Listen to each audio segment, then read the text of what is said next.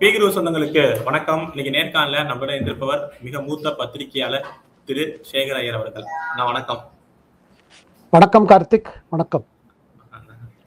First Ram Mandir அங்க என்ன பிரச்சனை? அங்க பல முறைகேடுகள் நடக்கிறதா செய்திகள் வருது. எஸ்ஐடி ஃபார்ம் பண்ணிட்டாங்க அப்படின்னு சொல்லிட்டு, காணிக்கைகள் பிரச்சனை அப்படின்னு சொல்லிட்டு பல தகவல் தமிழகத்துல இங்க பத்திரிகை செய்திகளை பார்க்கிறோம். ஸோ முழுமையான அந்த பின்னணி என்ன அங்க பிரச்சனை ராம் மந்திர்ல? இல்ல, ஒரு பெரிய அதிர்ச்சிக்குரிய ஒரு சம்பவம் தான். அதாவது சொல்லப்போன என்னன்னா, காணிக்கை இப்போ வந்துட்டே இருக்கு. ராமர் கோவிலோட கும்பாபிஷேகம் ஆன பிறகு இப்போ கிட்டத்தட்ட கோவிலோட எல்லா பணிகளும், அதாவது முழுமையான கட்டுப்பணிகள்லாம் முடிஞ்சிருச்சு. இப்போ 1-2 மாசத்துல பார்த்தீங்கன்னா கம்ப்ளீட் டெம்பிள் ரெடி ஆயிடுச்சு. அதில் அப்படி இருக்கிற சூழ்நிலையில் ஒரு குற்றச்சாட்டு சமாஜ்வாதி பார்ட்டியை சேர்ந்த ஒரு பவன் பாண்டேங்கிறவர் ஒரு குற்றச்சாட்டு வைக்கிறார். அதாவது 5 கோடியிலேருந்து 7.5 கோடி வரையில் காணிக்கைகளை இது பண்ணிட்டாங்க, அது தவறாக இது படுத்திட்டாங்க அப்படின்னு ஒரு குற்றச்சாட்டு வைக்கிறார். அதுக்கு பிறகு பார்த்தீங்கன்னா சமாஜ்வாதி பார்ட்டி தலைவர் அகிலேஷ் யாதவ் அதை எடுத்து சொல்றார். இதுல இந்த குற்றச்சாட்டு வச்ச பிறகு உடனடியாக பார்த்தீங்கன்னா இதை ரொம்ப கம்பீரமாக எடுத்துட்டு, ராமர் கோவில்ல இப்போ திருப்பதி மாதிரி ஆயிட்டு இருக்கு. மக்கள் குவிஞ்சிட்டே இருக்காங்க. அதாவது காசிக்கு போறவங்க எல்லாரும் அயோத்தியாவுக்கு வர்றாங்க. அது தமிழ்நாட்டிலேருந்து போறவங்க கூட பார்த்தீங்கன்னா காசிக்கு போயிட்டு அயோத்தியா போயிட்டு, இல்லை அயோத்தியாவுக்கு போயிட்டு காசிக்கு போயிட்டு திரும்புறாங்க. இதுல இவ்வளோ நாளுக்கு நாள் அங்கே பக்தர்கள் கூட்டம் அதிகரிச்சுட்டே போகுது. அப்படி இருக்கிற ஒரு சூழ்நிலையில் இந்த மாதிரி ஒரு குற்றச்சாட்டு எப்படி? இனி காணிக்கை கொடுக்கறதுக்காக ஒரு 35 பார்த்தீங்கன்னா ஒரு ஸ்டீல் உண்டி டப்பா வச்சிருக்காங்க. அதான் 38 இடங்கள்ல இருக்கு கோவிலோட, அயோத்தியா ராமர் கோவிலோட இதுக்குள்ள, அந்த பிரசாரத்துக்குள்ள. அப்படி இருக்கும் பொழுது இதுக்கு என்ன அங்கே சிஸ்டம் ஒன்று வேற இருக்குது. என்னன்னா, அங்கே இருக்கிற அந்த கோவிலோட மெயின் பில்டிங் கீழே பார்த்தீங்கன்னா இந்த காணிக்கைகள் எல்லாம் கொண்டு போய் திருப்பதி உண்டியிலேருந்து எடுத்து எண்ணுற மாதிரி எண்ணுறாங்க. அதில் பார்த்தீங்கன்னா கேஷும் வருது, நிறைய தங்கம் வருது, வெள்ளி, வைரம், பல ஆபரணங்கள், ஆர்னமெண்ட்ஸ், ஜுவல்லரி, இதெல்லாம் இது பண்ணுறாங்க, காணிக்கையாக கொடுக்குறாங்க.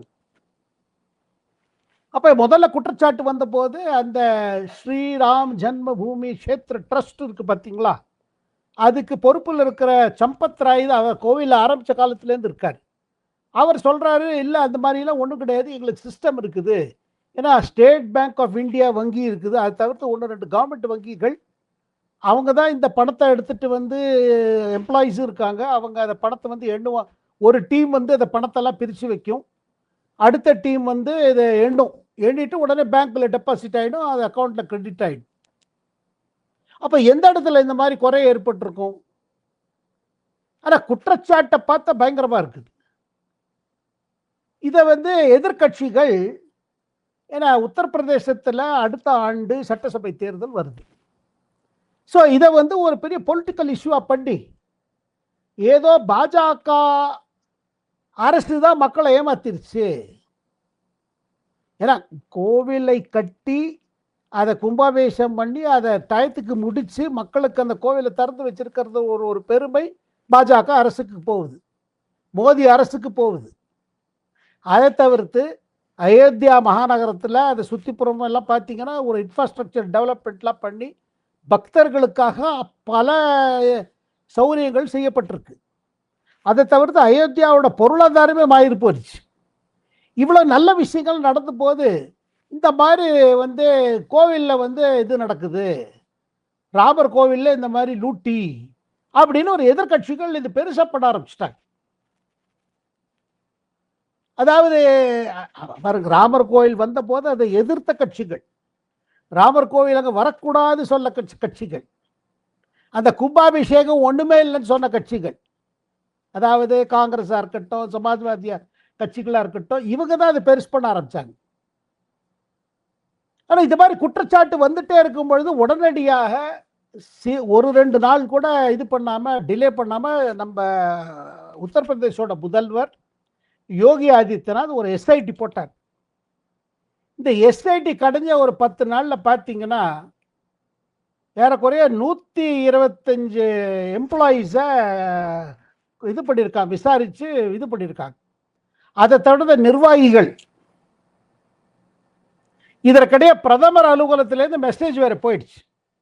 கோவில் நிர்வாகிகளுக்கும் சரி உத்தரப்பிரதேச அரசுக்கும் சரி இது உண்மை என்ன கண்டுபிடிங்க. அதில் பார்த்தீங்கன்னா ஒரு 25 பேர் மேலே எஸ்ஐடிக்கு சந்தேகம் ஏற்பட்டு. இதை பாருங்க, கணக்கெல்லாம் சரியாக தான் தெரியுது. இவ்வளோ காணிக்கை வந்துச்சு, இவ்வளோ பேங்க்ல போட்டாச்சு, அது பேங்க் அதிகாரிகள் முன்னாடி எண்ணப்பட்டிருக்கு, போட்டிருக்குன்னு அப்படி இருக்குது. இருக்கும் பொழுது எங்க குறைபாடு எப்படி கண்டுபிடிக்கிறது? ஆனால் எஸ்ஐடி அதை உடனடியாக அதை ஒன்றுமே இல்லைன்னு சொல்லலை. அப்போ அதை விசாரணை தொடங்க என்ன ஆச்சு பார்த்தீங்கன்னா, இந்த 25 எம்ப்ளாயீஸோட என்ன அவங்க வீட்டில் உடனே ரெய்டு வேற நடந்திருக்கு. அதில் ஒரு புது விஷயம் என்ன பார்த்தீங்கன்னா, ஒரு 2 கோடிக்கு கேஷ் வந்திருக்கு 1-2 பேர்ட்டேருந்து. அதை தவிர்த்து தங்கம் சில பேர்கிட்ட கிடைச்சிருக்கு. இந்த தங்கங்கள் கோவிலேருந்து திருடப்பட்டதா, கோவிலுக்கு வந்த காணிக்கையிலேருந்து எடுத்து வைக்கப்பட்டதா, இல்லை கோவிலுக்கு வந்த கேஷ் காணிக்கையிலேருந்து தனியாக எடுத்து வச்சப்பட்டதா, இல்லை திருடப்பட்டதா, இதை விசாரணை தீவிரமாக இறங்கிட்டாங்க. இதை இன்றைக்கு இப்போ நம்ம பேசும்போது அந்த எஸ்ஐடி ஸ்பெஷல் இன்வெஸ்டிகேட்டிவ் டீம் அவங்க தங்க ரிப்போர்ட்டை யோகி ஆதித்யநாத் ஹேண்ட் ஓவர் பண்ணிட்டாங்க முதல்வர்கிட்ட.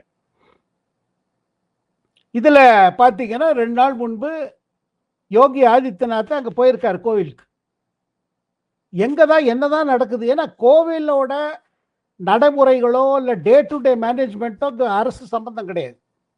அதுக்கு தனி நிர்வாகம் இருக்குது, ஒரு ட்ரஸ்ட் இருக்குது. அது தவிர்த்து இந்த கன்ஸ்ட்ரக்ஷனுக்கெல்லாம் ஒரு மேனேஜ்மெண்ட் கமிட்டி இருக்குது.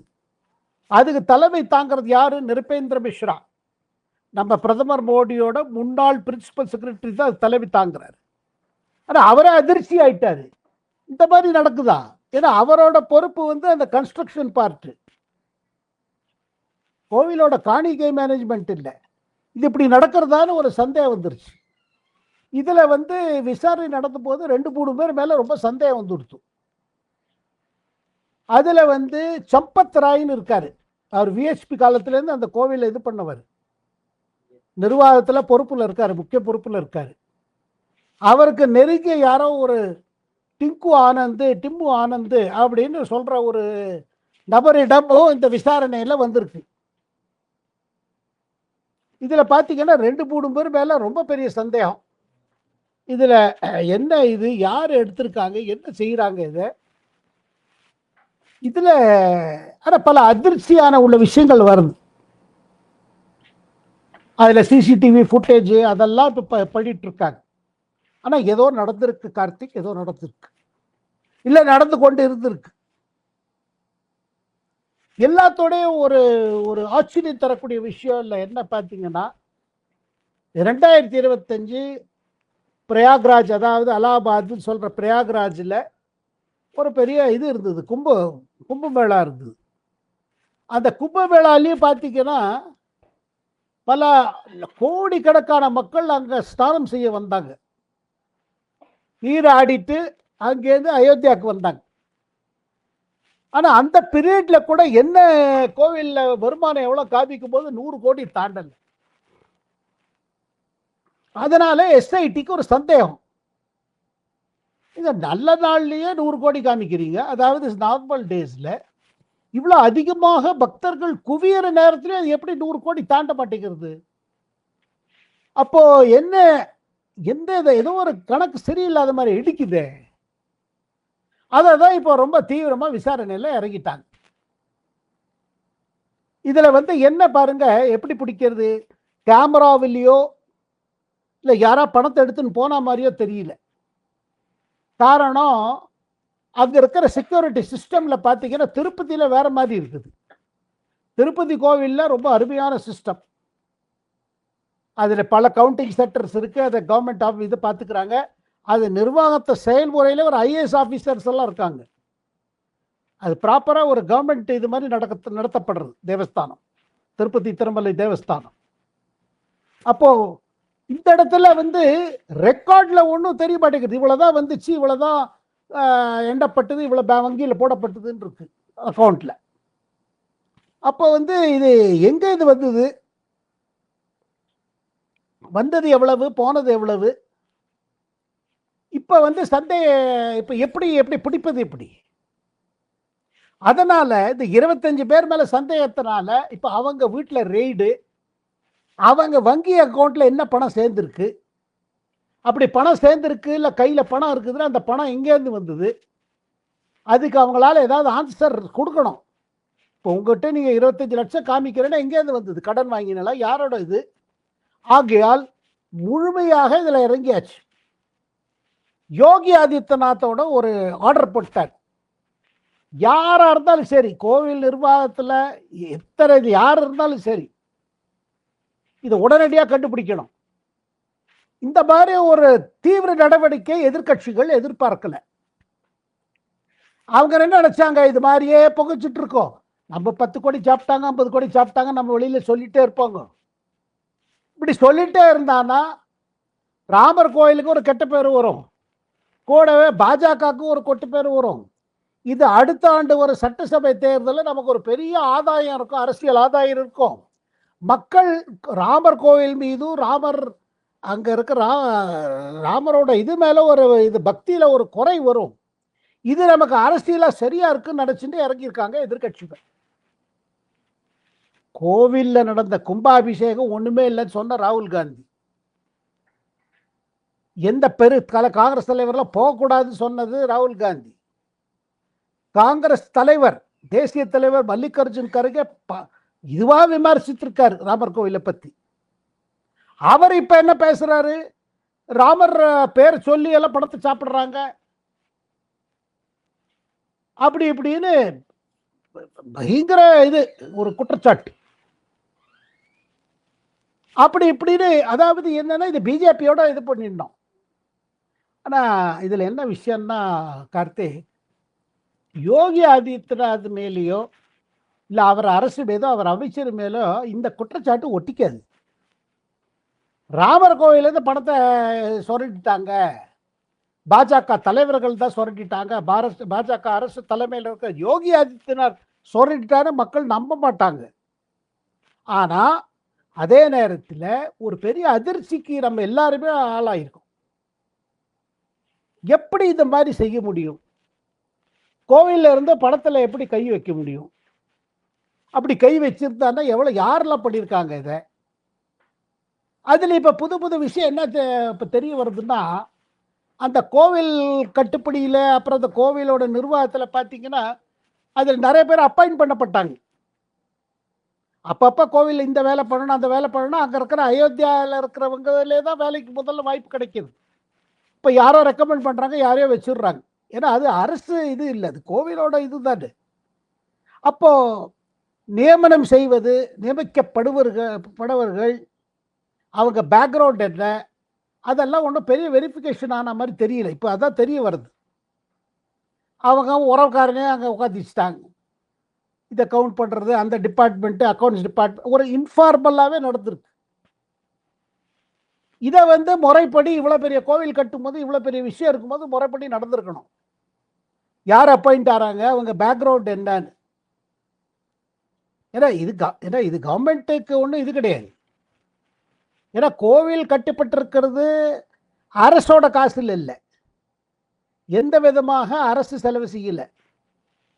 இது ஒரு அறக்கட்டளை, அந்த அறக்கட்டளைக்கு வந்த பக்தர்கள் போட்ட காணிக்கையில கட்டப்பட்ட கோவில். பல ஆயிரம் கோடி ரூபாய் செலவில் கட்டப்பட்டிருக்கு கோவில். ஆனா இதுல ஏதோ அரசு இதுல இருக்கு, அரசு பொறுப்புல இல்லை.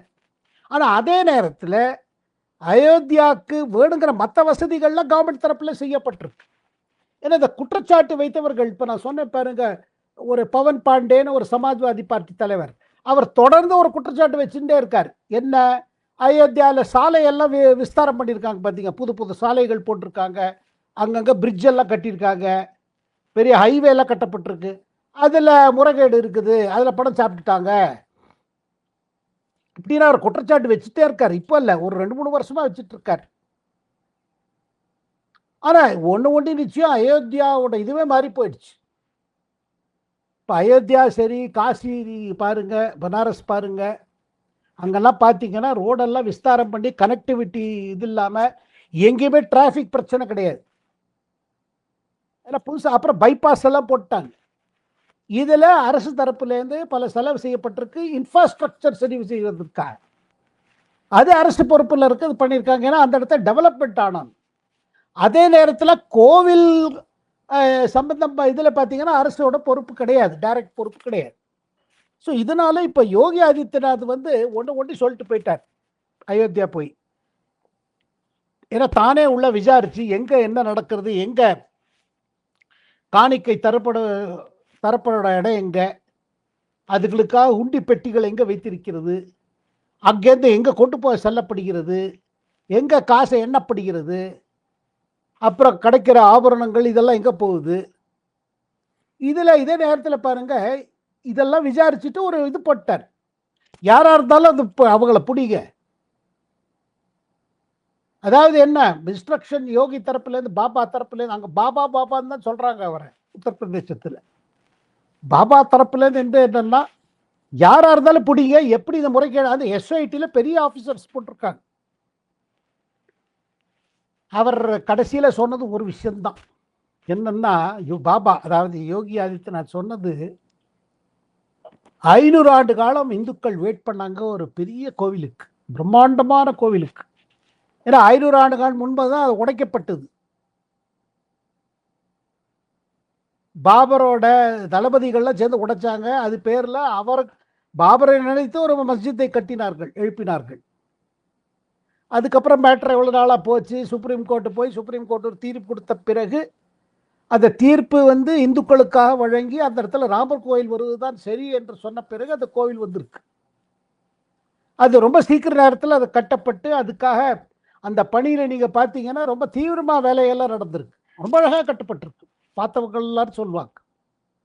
ஆனால் இந்த மாதிரி ஒரு விஷயம் நடக்கும்போது நமக்கும் ஒரு என்ன மனசில் கஷ்டப்படும் என்னன்னா, இவ்வளோ பேரோட பக்தியை கொண்டு இவ்வளோ பேரோட ஒரு இதை கொண்டு செய்யப்பட்ட இதில் எங்கே இந்த மாதிரி விஷயங்கள் எப்படி நடக்குது. அதாவது என்ன கார்த்திக், ஒரு வருத்தமான விஷயம் என்னன்னா, கடவுள் பேரை சொல்லி கூட பயப்பட மாட்டேங்கிறாங்க. அங்கே கூட ஒரு மனிதனோட ஒரு இது வந்துடுறது. கொஞ்சம் எடுத்து வச்சுட்டா என்ன, கோவிலில் இந்த மாதிரி ஆற விஷயம் புதுசு இல்லைங்க. தமிழ்நாட்டில் பல கோவிலில் நடந்து கொண்டு இருந்தது. இப்போ புது அரசு வந்த பிறகு எல்லாம் மாற்றிட்டு இருக்கு. அப்புறம் எல்லா கோவில்லையும் பார்த்தீங்கன்னா அரசியல்வாதிகள் தான் நிர்வாகிகளாகவும் இருப்பாங்க, அந்த கமிட்டி எல்லாம். அதை தவிர்த்து தமிழ்நாடு கோவில்லாம் அரசோட டைரக்ட் கண்ட்ரோலில் இருக்குது. இந்து அறக்கட்டளை இதுலேயே டைரக்டாக டிபார்ட்மெண்ட் கீழே இருக்குது. இங்கே அந்த மாதிரி கிடையாது. ஆனால் வட இந்தியாவிலே பல கோவில்கள் நடுவில் இந்த மாதிரி வந்திருக்கு. ஆனால் இதில் இப்போ சந்தேகப்படுற இப்போ யார் வந்து அக்யூஸ்டுன்னு ஆலை இன்னும் இப்போ ஒரு கேள்வி கேட்குறேன், ஏன் இன்னும் எஃப்ஐஆர் போடலைன்னு. எஃப்ஐஆர் சும்மா இந்த எஃப்ஐஆர் போட உப்புக்கு செப்பாடி எஃப்ஐஆர் போட போவதில்லை, முழுமையாக இன்வெஸ்டிகேட் பண்ணி யார் இன்வால்வ்டோ அவங்க மேலே போட்டு பண்ண போகிறாங்க. ப்ரிலிமினரி என்கொயரி நடக்குது. ஆனால் ஒன்று நிச்சயங்க, இதை யார் இருந்தாலும் பிடிப்படுவார்கள், யாராக இருந்தாலும் மாட்டிப்பார்கள். அதே நேரத்தில் நம்ம மனசில் ஒரு பெரிய துக்கத்தை கொடுத்தவர்கள் ஒரு பெரிய பாவத்துக்கு ஆளாகியிருக்காங்க. அண்ட் கோவில் சொத்து குலலாசம்னு நம்ம தமிழில் சொல்லுவாங்க. அதனால் உத்தரப்பிரதேசத்திலையும் நம்ம வட இந்தியாவிலையும் இந்தியா முழுக்கவும் ராம பக்தர்கள் மத்தியில் ஒரு பெரிய அதிர்ச்சிக்கு ஆயிருக்கு. ஆனால் இந்த இது இப்போவே கண்டுபிடிக்கப்பட்டதுங்கிறது ஒரு நல்லது. ஏதோ ஒரு அரசியல் குற்றச்சாட்டை ஆரம்பித்து இதுக்குள்ளே போய் இந்த மாதிரி வந்திருக்கு. இதுவரை ஆதாரம் நமக்கு தெரிய வர ஆதாரம் என்னன்னா, இவங்க சில பேரோட அக்கௌண்ட்லலாம் பணம் அதிகமாக இருக்கு, அதனால சந்தேகம் வருது. ஆனால் ஒன்றுங்க, கடைசி வரையில் போய் பிடிச்சிருவார், பாபா விட மாட்டார் யோகி. அந்த நம்பிக்கை உத்தரப்பிரதேச மக்களுக்கு இருக்கு. இதை அரசியலாக்கி பிஜேபியை வீழ்த்துள்ளலாம் உத்தரப்பிரதேச எலெக்ஷன்ல 2027 அப்படின்னு ராகுல் காந்தி இவங்கெல்லாம் போட்ட சதி இருக்கு பாருங்க, அது ஃப்ளாப் ஆயிட்டு வரும் கார்த்திக்.